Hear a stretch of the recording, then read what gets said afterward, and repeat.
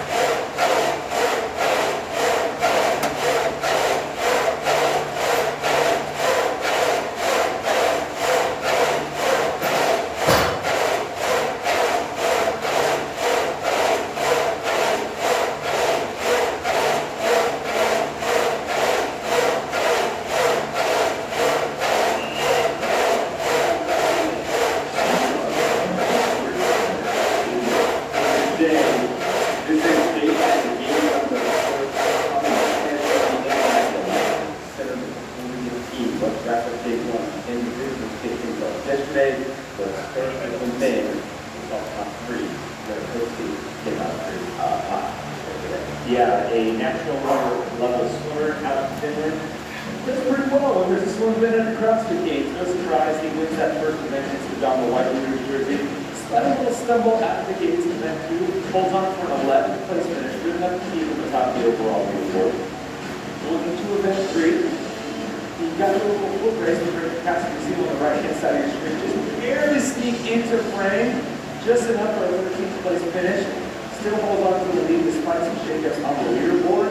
And you know that another top 10 finish to close out day number 1 is good enough to keep him in their podium position. He lost the overall lead when he is in third. Justin Medeiros trying to build on third place finish last year at the games in his rookie season. Sophomore campaign so far so good.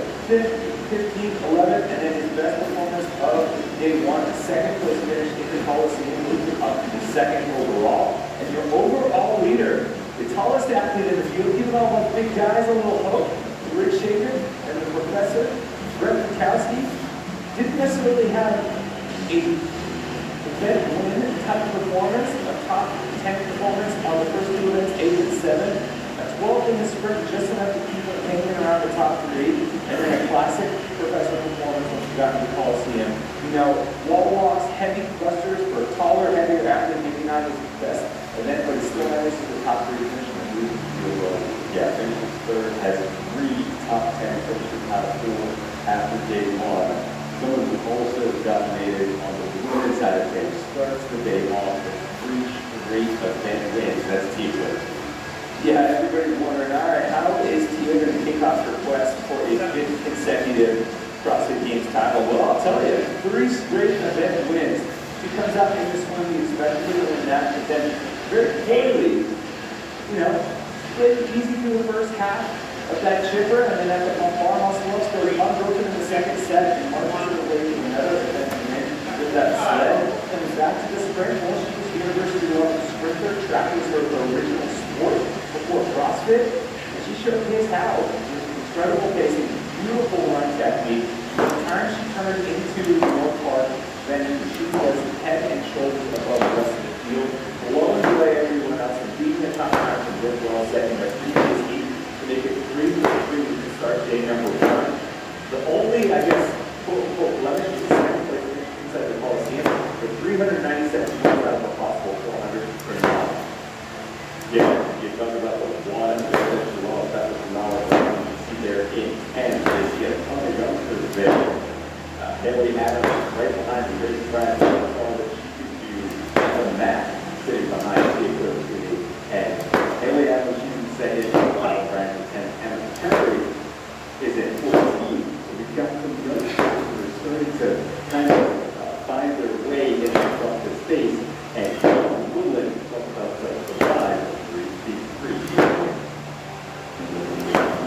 CrossFit is a young sport, but age and experience still rule.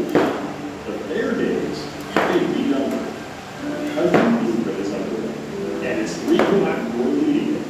Pulldowns, Mal O'Brien, and Eric Carey are the future of this sport players.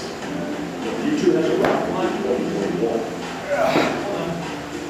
20-year-old Haley Adams is making her third appearance as an individual at CrossFit Games. Won the 16 to 17-year-old division in 2018 and is a contender to win another medal this year. Mal O'Brien and Emma Carey aren't old enough to vote, but both of them could have a say in how the podium plays out at the games this year. The two 17-year-olds have been competing since they became teenagers. Their physical skills are impressive, but it's their mental fortitude that has allowed them to outshine some veteran athletes this season. CrossFit is a young sport. Competitors are getting younger, but they are also getting better. And age and experience may not beat youth and skill for much longer. All right, so the three youngsters making a move and making a nice little rise, and we knew for the attention he's taking a second. Yeah, the Haley Adams really kind of set the precedent for young athletes as far as the women's division is concerned for success of the game. You know, making it past 2 years inside the top 10. Well, now Mal O'Brien and Emma Carey took that ball and ran with it. Now all the before the even age of the individual division, and so far it is been just a treat to watch these students. All right, moving on to the event of the day, and that is the team competition. Now, as always, everybody's chasing Megan, but there are other teams you think could be on this list. Yeah, and you know, it's going to be tough to unseat. It's a take-time chance, but really there's a couple of teams that I think are going to lean on their experience in some way, shape, or form to try and push one of those podium spots. And the first one is going to be for one Montreal. The team out of Canada, they won the Atlas Games. They have an individual games athlete, on their team. The last time they were at the games, 2009, they finished 9th. That was the year when they had super teams, when they still were an affiliate team. So I think they could maybe move up the standings now that we've switched back to a more classical affiliate standing. Then Omnia, another team that's been to the games multiple times. They have an entirely new roster this season, but I guarantee you that people from that affiliate are reminding them that the last time they were at the games, they had to withdraw. So now they're going to carry a little chip on the shoulder trying to improve the cost. Yeah, you know, chasing down Megan is going to be a task, and it's interesting because they switch over to the affiliate cup, but it's still the same down for Megan. But we're going to look at 30,000. 30,000. In 2014, everybody kind of knows I stepped away from individual to focus on my family, but be able to still scratch that itch to compete, and the team was happy to do that. Man is a fitness institution. It starts obviously from record and being full-time individual champion from 2011 to 2014. But then he was also able to parlay that into success at the team level as well. Rich is at a part of his career where he doesn't have to play anymore. He still loves to be, he still loves to compete. I still have that drive, that want to compete, but to be the best in the world at everything is a sense of balance in life, and so I knew my family needed to get the full of that. But those comes around, I just enjoy it. These are all individual workouts and all that stuff. I'm just like, I want that life. It's a share suffering. It's a beauty of the CrossFit community, I think. It's so much more fun to have 5 teammates and fire up for that and see them do things. Like I said, you want to sacrifice and see the sacrifice that they put in, and so we also see this fun. Can't wait for the quarter final when we get to start doing team stuff again. This year's 60. competition, it was announced that we're moving away from super teams and back towards a true affiliate cup. So what that means is that team members actually have to live in close proximity to one another, within 100 miles, and they have to train predominantly with each other. So for Team Megan, I met 3 good people. I think in addition to the shock that we had as fans, I think for Rich it was the thought that, hey, does this mean that I'm retired? Until last year, never thought of what my life would be after competing in CrossFit.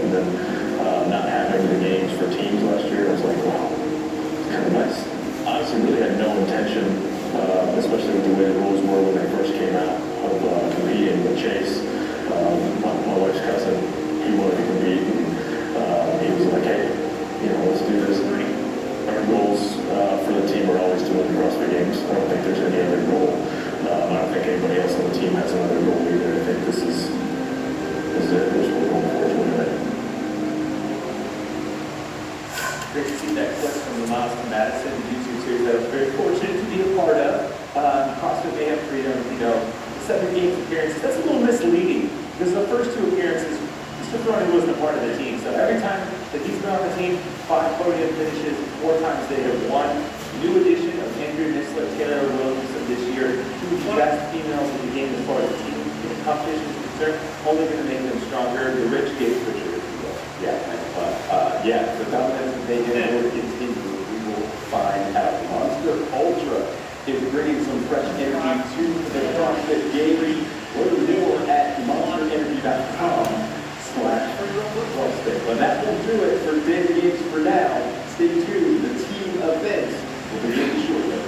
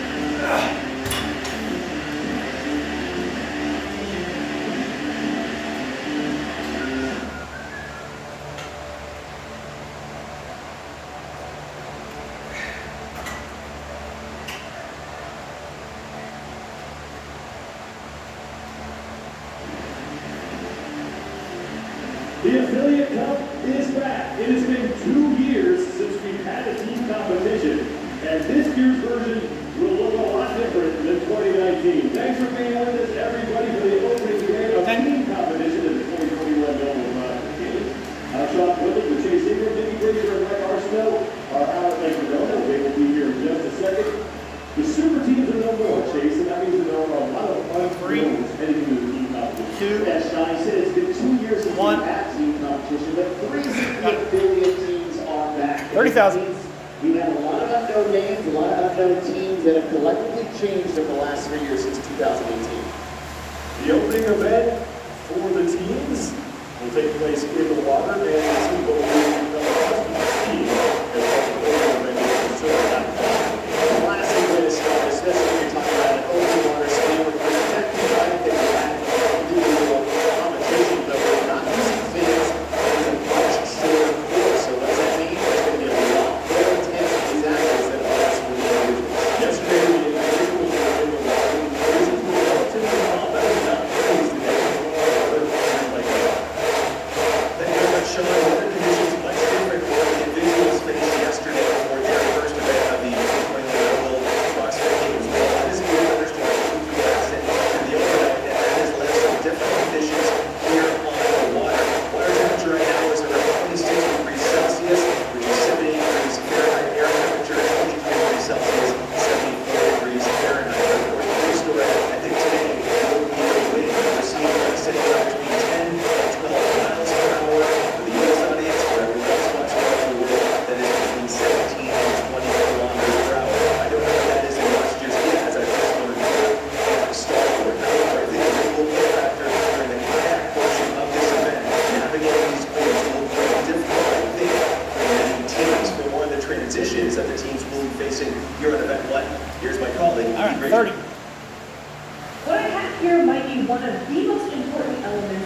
this event, the paddle. The women have to come in after the kayaking is over, drop their boat, but still hang on to the paddle, run up to the beach, and hand it off to the men. The men will then run down the beach and dump the paddle before getting into the water for their swim. Now, this event features a lot of individual work. The athletes do not have to stay together when they're in the water, but when they come back up to the beach, they'll have to come back together as a team and remember to do this paddle handoff. If they forget, they'll have to run back down the beach and grab them before they're able to proceed. 15 more clips. Thank you, Nikki. One thing that is not unknown this year, who the top dogs in this competition are, that is Crosby Taylor. Well, they just reloaded with Taylor Williamson and Andrea Nisler. And in my opinion, after watching nearly a decade of competition, they are the two best female athletes to ever grace the competition for the team. To compare that with Rich and Chase, this is one of the best teams ever assembled. There's no super teams except for Bronze and Mayhem. They just happen to do it out of their own field. They are the defending champions of 2019. They will be wearing the yellow swim caps in order to designate that fact. Everything else will be in blue. Their team number will be on the side. The women will start first. They do not need to stay together during this swim. Once both women are back, the men will then take over, and then once both men are back, that will be the end of the event. Well, it's good that they don't look nervous at all for what's about to take place here on the lake. And we're getting ready for an open water swim. It is a major difference between a pool, which if they did even put any swim work in, which they should have. We said this is a very classic event that happens across the One. is a swim. Got it, 30,000, you're done. The first time the individuals were in the water, that was 2011. The teams got in the water for the first time in 2014. Seventh time that we've got them in the water. And the last time they were actually in 2014 in Vegas, in San Diego. This is twice as long as what we have in the It's still going to take about 10 to 12 minutes to get through this group.